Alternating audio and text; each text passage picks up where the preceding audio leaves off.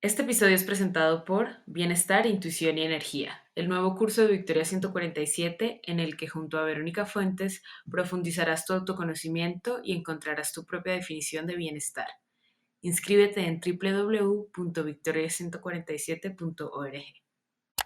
¿Por qué hay una desigualdad en el mundo de los negocios? ¿A qué problema te enfrentas? ¿Qué te mantiene despierto en la noche? Fue uno de los mejores momentos de mi carrera. Sentí que era el momento perfecto para emprender.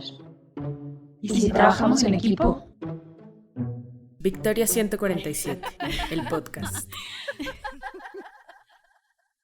Hola, mi nombre es Tiffany May, coordinadora de contenidos en Victoria 147. Me llena de emoción presentar a nuestras dos invitadas de hoy, porque sus libros han amplificado nuestra experiencia como mujeres.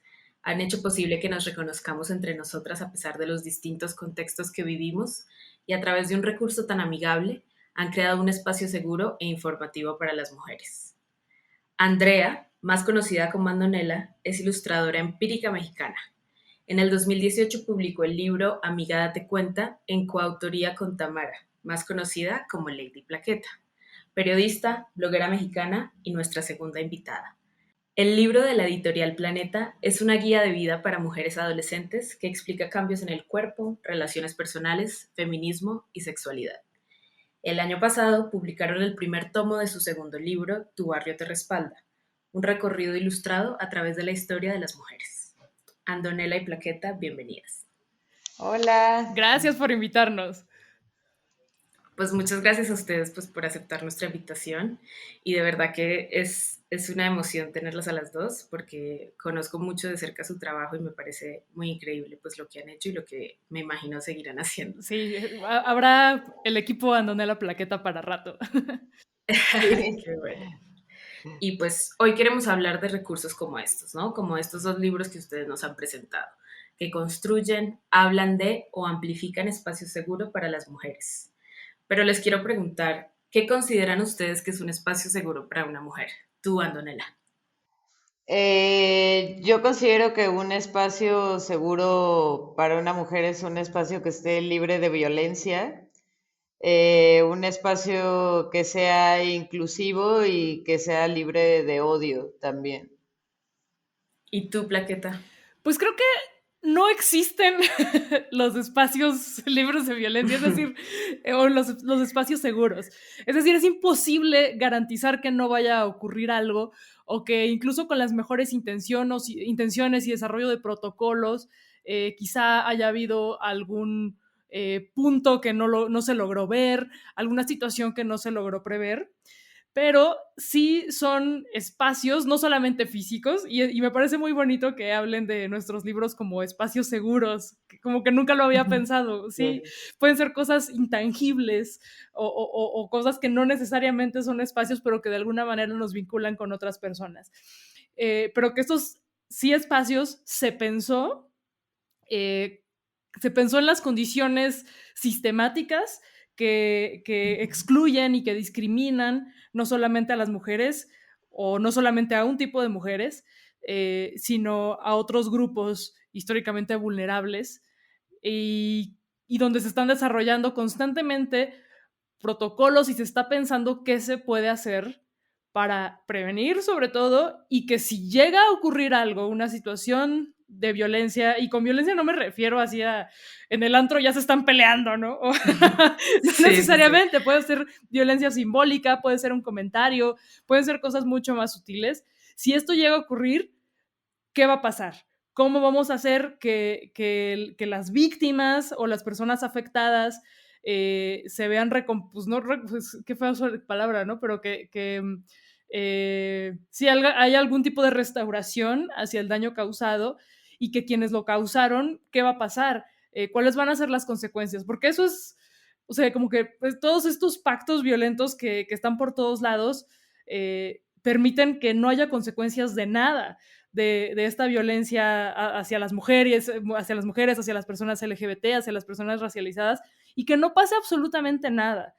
Y además esto tiene que ser una discusión constante, me parece. Entonces, para mí eso es un espacio seguro y no es tan difícil, digo, y no es tan fácil de detectar, ¿no? Creo que me gusta cuando un espacio, un lugar, un evento, una empresa, un café, lo que sea, hace explícita esta intención. Creo que eso es bastante importante para que todas estas personas se sientan seguras, porque es muy, ya estoy hablando por horas, cállenme por favor, pero, pero es que es muy jodido, ¿no? Que si eres mujer, si eres una persona trans, si eres una persona LGBT, siempre tienes que estar a la defensiva. Entonces llegar a un lugar donde explícitamente te están diciendo, tú eres bienvenida, y te vamos a apapachar y te vamos a cuidar y estamos contigo, creo que es un gran aliviane. De acuerdo. No, de acuerdo. Y justo, pues es algo no tan fácil de definir. Por eso creo que lo que queremos abrir acá es una discusión precisamente de eso, de qué es para cada una un espacio seguro. Y esto me lleva también a como a enlazar lo que estabas diciendo de que se presenta en cosas intangibles y en diferentes formatos. Esto me lleva a mi otra pregunta, que es, estos recursos, o sea, como el libro que ustedes dos, los libros que ustedes dos han presentado, se pueden manifestar en muchos formatos, ¿no? Entonces tenemos una serie de videos que te hagan sentir que estás en un espacio seguro, una colección de fotos, un perfil de redes sociales, cultura de empresas, etc. Incluso muchas veces se empiezan a crear dentro de otros que no tenían como objetivo serlo, ¿no? Entonces, no sé, un periódico financiero que estrena su columna feminista, ¿no? O cosas así, no porque la economía no sea feminista o no esté relacionada con esto, sino porque no era su propósito. Entonces, me lleva a mi pregunta de cómo asegurar el cumplimiento de los acuerdos para crear un espacio seguro y qué hacer cuando dejan de serlo. Pues es que eso depende de cada uno de los contextos, porque siempre hay acuerdos que quizá a la mera hora no funcionen o que generen más situaciones más hostiles, o sea, creo que es algo que se tiene que estar revisando constantemente. Pero creo que sí tiene que haber una intención y un compromiso desde el principio para que por lo menos haya acuerdos. Y eso creo que casi ningún lugar y casi ningún espacio los tiene ni los considera. Sí, es como, ya por el simple hecho de pensar, vamos a hacer unos acuerdos para hacer sentir segura a la gente, pues yo no sé si esto ocurra en, no sé, o más bien, me queda claro que no existe. Estoy pensando en los lugares donde yo he trabajado. Esto no pasa, esto no ha pasado, no pasa para nada. O estoy pensando en muchos de los lugares que visito cotidianamente. No sé si tengan como así en la fondita de la esquina, pues no sé si deberían tener una serie de acuerdos, ¿no? Y no lo sé, es que creo que también hay un enorme margen de improvisación, ¿no? Y de cosas de situaciones que van a ser inesperadas, pero que siempre exista esta voluntad de discutirlo, de hablarlo y de solucionarlo. Tenemos pocos referentes también de cómo convivir o sea, sí, ¿no? De cómo generar esos espacios seguros. Y como dice Plaqueta, es mucho eso de la prueba y error y de la improvisación, porque pues también todos estamos buscando la manera de hacernos las cosas más fáciles, ¿no? Y no hacernos daño, porque igual a veces, no sé, con tu actitud tú crees que no le estás haciendo daño al otro, pero tal vez eso, no sé, le toca heridas o fibras a la otra persona que tú no sabías y no era tu intención, pero a ella se genera algo, ¿no? Entonces, siempre creo que es súper importante la comunicación también. De acuerdo. Y no hay un manual que nos va a decir cómo hacerlo bien, pero sí, pues empezar a ver lo que dicen de la comunicación. O sea, se me ocurre a mí, nosotros en Victoria 147, por lo mismo que hacemos, ¿no? O sea, siempre hay mujeres en todas partes, o sea, siempre promovemos como la cultura amigable, responsable, consciente, etcétera, pero a medida que vas como avanzando, ¿no? O sea, no es como que llegues y alguien te diga, mira, esto es un espacio seguro, toma este manual, estas son las reglas de este espacio seguro, ¿no? Sí. Y esto aplica a espacios efímeros también, ¿no? Donde pues no vas a tener como un reglamento para armar una fiesta, ¿no? Así haces tu peda de cumpleaños y pues no es como de, bueno, pero lo primero les queremos pasar este PowerPoint con los acuerdos y tienen que firmar este documento. Exacto. Pues no, pero es que exista esta voluntad de que si ocurre un acto violento, ¿qué vas a hacer para proteger a la víctima, ¿no? Sí, y es como, pues, apuntarle a eso, ¿no? También a, de pronto no es tan loco tener un acuerdo, tener una serie de acuerdos. Pero bueno, saliendo un poco de los espacios seguros, quiero hablar más como de... El título de su primer libro es muy famoso ahora, ¿no? O sea, es como un slang, como es algo que, una frase que muchas mujeres ya reconocemos y que utilizamos y que hasta nos burlamos de ella, ¿no? El amiga date cuenta. Para mí, y creo que para muchas personas es más fácil empatizar y socializar con alguien pues que conoces, ¿no? Tu familia, tus amigos, tus conocidos.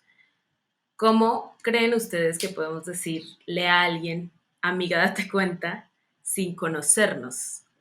Tú, Antonella. Pues yo creo que desde la empatía y también entender que todos venimos de contextos diferentes y que los procesos y los sentimientos y las cosas que le suceden a cada quien son muy válidas.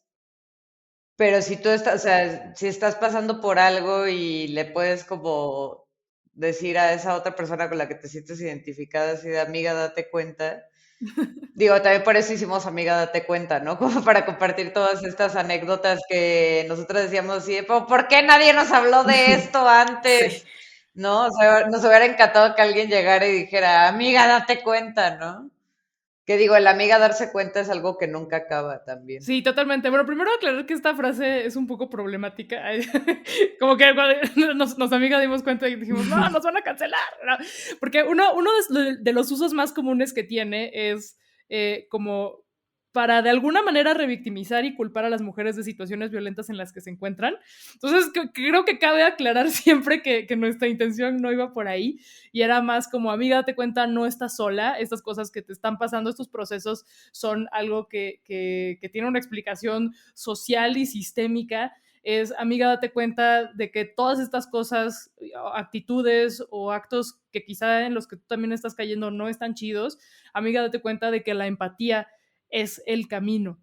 Y sí, creo que Antonella lo dijo algo como que es muy clave, que no se trata de llegar a imponer la que según tú es la solución a un problema, a una situación que está experimentando alguien más, sino simplemente compartir herramientas que a ti te han servido, compartir conocimientos que tú has adquirido y te han servido para que la otra persona, si cree que le van a funcionar, también tenga la opción de tomarlos. Porque si no caemos en el síndrome de salvadora desde el privilegio y entonces como ya es como Sí. contraproducente y se vuelve Sí. todavía peor. Ahora me devuelvo un poquito con estas respuestas que ustedes me dieron y es, ¿podrían ustedes decir entonces que un espacio seguro también podría ser esto, ¿no? O sea, un espacio seguro podría ser yo te doy herramientas, te doy anécdotas, te cuento, no desde el privilegio ni desde como la superioridad, porque tú no lo has vivido, sino desde la empatía. Sí, también escucharnos y escuchar a las demás, escuchar lo que tienen que decir las otras. Es muy importante, ¿no? Sí, creo que sincerarnos, que sea hablar desde el corazón y hablar con mucha honestidad es una de las maneras de crear estos espacios seguros y decirle a las otras personas que sin decir, sí, di que es un espacio seguro sin decir que es un espacio seguro, como el meme. Creo que esa es una manera, como invitar de esa forma y decir que todas estas experiencias van a ser bienvenidas y que no van a ser juzgadas y que nadie te va a regañar ni te va a revictimizar. Estoy de acuerdo con que es muy importante empatizar y también escucharnos a nosotras y a las demás. Ustedes le hablan mucho a las adolescentes. Podría inferir que es porque las escuchan, ¿no? O sea, las redes sociales también han sido un megáfono de la generación que, o sea, que es más pequeña que nosotras de pronto y lo ha utilizado como un megáfono, ¿no? ¿Cuál creen que es la responsabilidad de nuestra generación hacia ellas y la de ellas hacia el mundo? Tú, Antonella.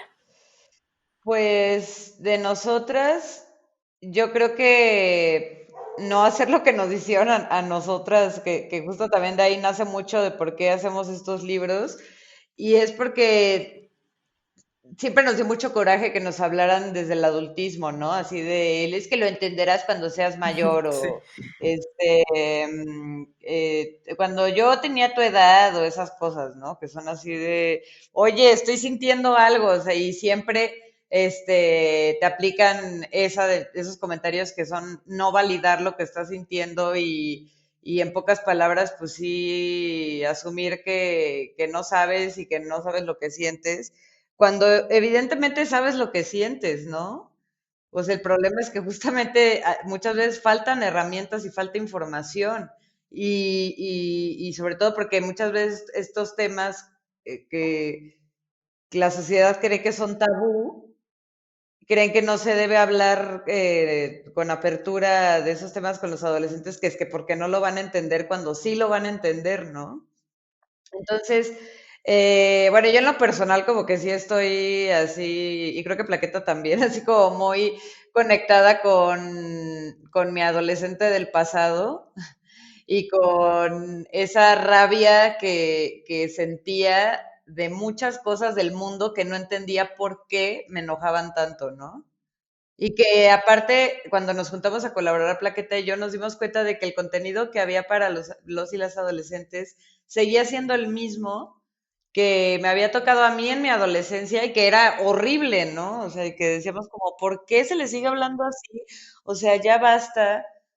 No puede ser que esto continúe así, y pues también por eso nos fuimos por hacerlo desde, pues, pues el lado como lo hablaríamos con cualquier persona, porque no, la verdad es que ni Plaqueta ni yo adaptamos nuestros estilos para que a los adolescentes les gusten, ¿sabes? Sino que lo hacemos como, o sea, comunicamos así porque es la manera en la que nosotras comunicamos y se adapta muy bien al lenguaje de las juventudes de hoy en día, ¿no? Sí, tampoco hicimos ese esfuerzo de qué palabras están usando los chavos, sino que, pues sí, igual sonamos como las tías, pero está súper chido, no pasa nada, las tías chavorrucas. Y sobre tu pregunta, creo que nuestra responsabilidad es reconocer que nuestras generaciones la han cagado en muchísimas cosas y las pocas cosas que han funcionado o que como individuas o como en nuestras comunidades sí han funcionado, compartirlas con las nuevas generaciones y decirles que por favor no nos tomen como ejemplo de nada. Y la responsabilidad de las nuevas generaciones es ya eso, no cometer los mismos errores que nosotros y crear sus propios errores, ¿cómo no? Claro, se vale, se vale. Se vale, claro. Pero ir por otro camino, ya que este claramente no ha funcionado. Me sigo quedando mucho en el primer libro porque siento que fue muy, muy groundbreaking, ¿no? O bueno, al menos para mí lo fue, como tener una guía ilustrada de herramientas, de mitos, de cosas que nadie nos había dicho. ¿Cuáles son los mitos más grandes que nos han hecho creer o que hemos aprendido a normalizar? Tu Plaqueta. Uf. Dame tu No. top 3. Ay, no sé, pues que uno es que las mujeres estamos locas. Que todo, sí, ¿no? Que todo, sí, que todo lo que nos pasa es una exageración, una invención nuestra y que todo está en nuestra cabeza y que además es así como, a ver, y además sí tenemos derecho a estar locas, ¿no? Además sí hay que hablar de salud mental en una sociedad que no habla de salud mental, pero eso es aparte. Todas estas vivencias son reales y toda esta furia que de pronto explota es real y es una emoción que no se nos ha permitido sentir, ¿no? O sea, creo que esa es una muy básica. También que las mujeres, que nuestro valor en el mundo está determinado por cómo nos vemos. Creo que esto ya está combatido. O sea, creo que si a alguien le preguntas qué es lo más importante de una mujer, no te va a decir, muy difícilmente te va a decir, cómo se ve y que tenga un cuerpo 90, 60, 90, como decían en los años 90, ¿no? O sea, pero en la práctica sigue ocurriendo. Sí seguimos siendo juzgadas, valoradas por cómo nos vemos. No se nos permite envejecer, no se nos permite, y al mismo tiempo se nos infantiliza, no se nos permite tener cierto tipo de cuerpo, no se nos permite tener cierto tipo de pelo, o sea, todo mal, ¿no? Y el tercero es que hay cierto tipo de de trabajos o de desempeño que nos va a salir naturalmente por algo intangible que es la esencia de la damita. Es como, no, por supuesto. Y otros que no podemos estar en ellos porque es que son cosas de hombres y así. No, por supuesto que no. Creo que esos serían 3 que se me ocurren. ¿Y el top 3 tuyo, Andanela? Ay, esta creencia horrible de como de mujeres juntas ni difuntas, o sea, como de que no podemos tener relaciones chidas entre mujeres, es una así de las falacias más grandes de la universo. Y que personalmente en mi adolescencia yo creo que me perdí de muchas amistades muy valiosas que pude haber tenido con chavas por andarme juntando con puros vatos bien estúpidos, ¿no? Ay, es que en el punto 2 dijiste varios puntos que iba a decir yo, Plaqueta, no, no es Perdón. cierto. No, no te preocupes. Eso, pues justo lo de que no le debes belleza a nadie. ¿Qué más? Y yo, y yo, este, Que no sabemos manejar, sí, que no sabemos manejar. conducir. Sí, que no podemos ser lo que queramos. O sea, que amiga, tú puedes ser lo que tú quieras ser. El mito de la virginidad también es tremendo, o sea, como la presión social que genera, ¿no? Así como todo el desmadre del himen, es como, no, pero ¿por qué nos hicieron eso? ¿No? Y también otra gran mentira es el sexo, así el sexo falocentrista y que te hable del orgasmo femenino y del clítoris, es como, ¿por qué no hablan de eso en las clases de educación sexual, ¿no? Del sexo por placer y no como un fin reproductivo. De acuerdo. Y ahora me voy a ir más hacia el segundo libro, que también felicitaciones, me pareció increíble. Gracias. Ustedes querían contar y contaron la historia de las mujeres por un periodo del tiempo, ¿no? Determinado. ¿Cuál creen que es la importancia de contar la historia de las mujeres? Tú, Antonella.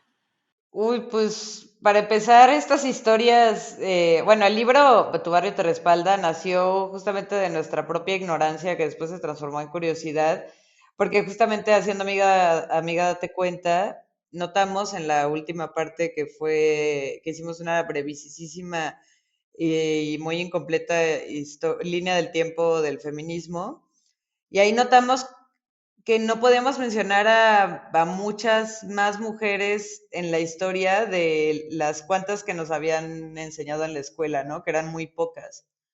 Y pues ya, obviamente, en el proceso de Tu barrio te respalda, descubrimos que no era nuestra culpa, sino que la historia de las mujeres como materia de investigación, pues, es algo muy nuevo, es algo que surgió apenas a mitades del siglo XX.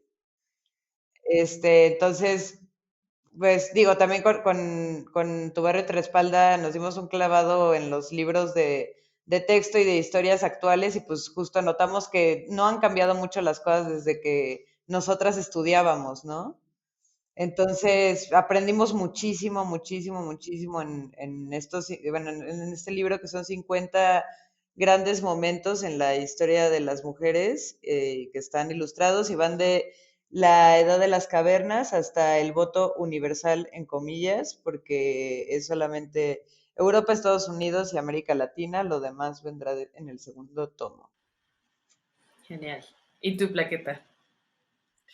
Pues así como la materia de historia es parte de los programas educativos fundamentales como para crear esta cosa conocida como cultura general, cualquier cosa que eso signifique, porque es fundamental para entender el pasado, como analizar el pasado para entender el presente y proyectar el futuro. Así, esta definición que me hicieron aprenderme de memoria en la secundaria, ¿no? Pero si a esa historia le cortaste a más de la mitad de la humanidad, pues entonces, ¿qué es lo que estamos analizando y qué es lo que estamos entendiendo?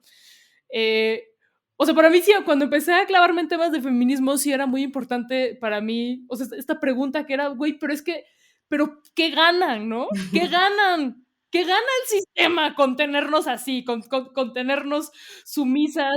O sea, ¿qué gana? ¿Por qué está pasando esto?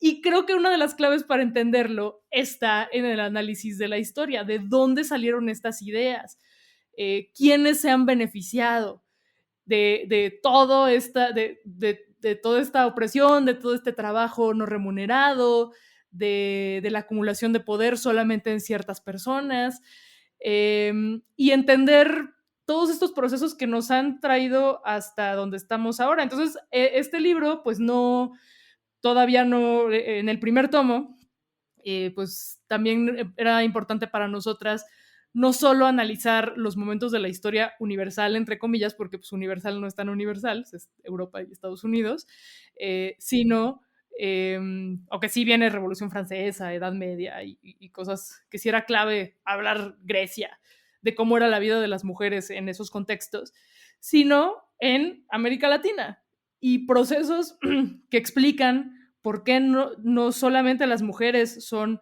oprimidas y excluidas de un montón de lugares, de espacios no seguros, sino también personas racializadas, personas LGBT. Entonces, pues sí, queríamos como analizar todo eso y hacer que las lectoras y los lectores detonarles mucha curiosidad y muchas más preguntas y este deseo de seguir investigando y de también sembrar el caos en su salón de clases, de llevar así las preguntas incómodas, de por qué no están hablando de las mujeres en esta lección. Yo aprendí en este libro que X y X y X, ¿no? Sí, queremos ahí sembrar la malportadez en, en las niñas y las adolescentes. Y ahora, ya hemos conversado acerca de la importancia pues, de empezar a ver estos espacios seguros, de que es difícil que todos tengan unas reglas y una estructura, pero que pues sí son importantes, lo que ustedes decían, qué padre poder uno ir a la fondita y que le hagan sentir explícito que uno, pues que es un espacio seguro, que va a ser libre de violencia y que vas a estar bien. ¿Por dónde podemos empezar? O sea, ¿por dónde puedo empezar sin necesidad de ser una mujer a contribuir a esta visión? Pues yo creo que cuestionándote todo y empezando con tus propios privilegios y ser empático con las otras personas y empática con los demás. O sea, creo que hay que revisarse también un montón y ver que, o sea, porque es muy fácil, pues, como echarle la culpa a los demás, ¿no? O como pensar que el cambio está en los otros, cuando pues hay muchas cosas que podemos empezar por nosotros y pues también creo que la responsabilidad emocional es muy importante, ¿no? O sea, hacerte cargo de, pues, de las cosas por las que estás pasando y no ir como por el mundo echando mierda, ¿sí? Y sí, pues cuestionando y no repitiendo conductas con las que no estamos de acuerdo. ¿Y tu plaqueta? Pues escuchando, esto ya es algo que hemos dicho y seguiremos diciendo, escuchando. Si alguien te dice que se siente incómodo, que se siente fuera de lugar, que se siente discriminada, escúchale y créele. Esto es fundamental. Es como decir, no, pero es que la discriminación no existe o algo que pasa mucho, que los hombres creen que el acoso en la calle no existe, ¿no? El acoso sexual en la calle no existe porque nunca lo han visto y como ellos quizá nunca lo han ejercido, gracias amigo, te vamos a poner un monumento, y como nunca ocurre cuando hay un hombre alrededor, creen que no existe. Entonces, entender que si tú no has sido testigo de algo, o no te ha pasado a ti, tu experiencia no es universal y le tienes que creer a las otras personas. Eso por un lado. Y por otro, una frase que hemos visto recientemente muy repetida en redes sociales, que es romper el pacto. Uh-huh. Romper este pacto, porque quizá tú no eres una persona agresora. Quizá tú como hombre, pues no, nunca es intachable, por ahí te vamos a poner tu monumento y dar tu medalla de aliado feminista. O quizá tú como persona blanca nunca has ejercido un acto de racismo así muy cabrón, pero sí hay un pacto entre personas privilegiadas, donde se solapan y donde uno prefiere evitar el conflicto y no hacer nada y pretender que no están ocurriendo una serie de actos que sí que son discriminatorios. Entonces, utilizar ese privilegio, a ver cómo, para romper ese pacto e incluir, pero realmente incluir en condiciones de igualdad en la medida de lo posible a personas diversas. Antonella y Plaqueta, hemos llegado al final de nuestras preguntas y me pareció muy, muy agradable conversar con ustedes en este tiempo, conocerlas, platicar sobre pues, lo que necesitamos cambiar, cómo podemos empezar desde lo más sencillo pues hasta construir un mundo más seguro para todos. Antes de irnos, me gustaría que cada una me recomendara y nos recomendara sus recursos favoritos para los que nos están escuchando. Pueden ser libros, artículos, podcasts, medios, videos, películas, etcétera. Tu Plaqueta. Yo para este podcast me releí un librito, pero no sé si sea fácil de conseguir, si se pueda conseguir en línea. Es un librito que se llama Making Spaces Safer, de una chava que se llama Shona Potter, que es una música punk de Baltimore, me parece, y habla como de reglas, más bien, es tal cual un manual para construir estos espacios y como para establecer este tipo de protocolos. Me parece que está muy bueno. Otro librazo para entrarle al feminismo con un enfoque latinoamericano es Las mujeres que luchan se encuentran, de Catalina Ruiz Navarro.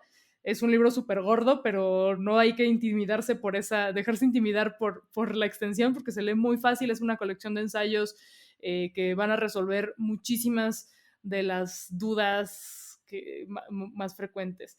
Y un libro en el que es maravilloso y que nos sirvió mucho para Tu barrio te respalda y que ayuda a entender un proceso clave en México, que es la conquista.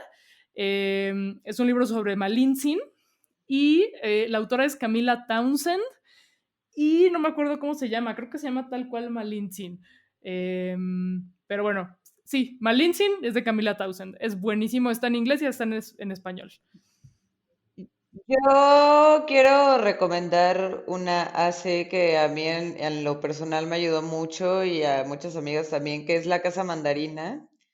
Y los pueden seguir en Instagram, también siempre comparten contenido muy chido al respecto y tienen un enfoque de justo dar voz a las víctimas de violencia sexual y lo hacen como de maneras creativas muy chidas y las queremos mucho. Otros medios que me gustan mucho, yo que soy ñoña de las redes sociales, me encanta ver el canal de YouTube de Ofelia Pastrana y sus transmisiones, o sea, me encanta que habla de todo lo que está pasando en el mundo con datos muy geeks y la amo mucho. Es así como mi youtuber favorita del momento y de todos los tiempos, creo. Y también les invitamos a seguir a la revista Volcánicas, que también están haciendo contenido muy, muy chido. Sí, y también vamos a hacer aquí el comercial para auto recomendarnos, en donde él y yo paralelamente participamos en una colectiva de comedia feminista que se llama Estando Perras. Tenemos un programa de radio quincenal en No FM, que es una estación de radio independiente, y estamos haciendo shows, dando talleres, generando contenido, porque creemos que la comedia es una herramienta fantástica para cuestionarnos absolutamente todo y divertirnos muchísimo en el camino. Y pues nada, síganos en Estando Perras ahí en todas las redes. Sobre todo en Instagram, sí. Genial, pues muchas gracias a ambas. Yo les recuerdo a los demás que sigan nuestro podcast. Tenemos episodios todos los miércoles y nos vemos el próximo miércoles. Muchas gracias. Un abrazo.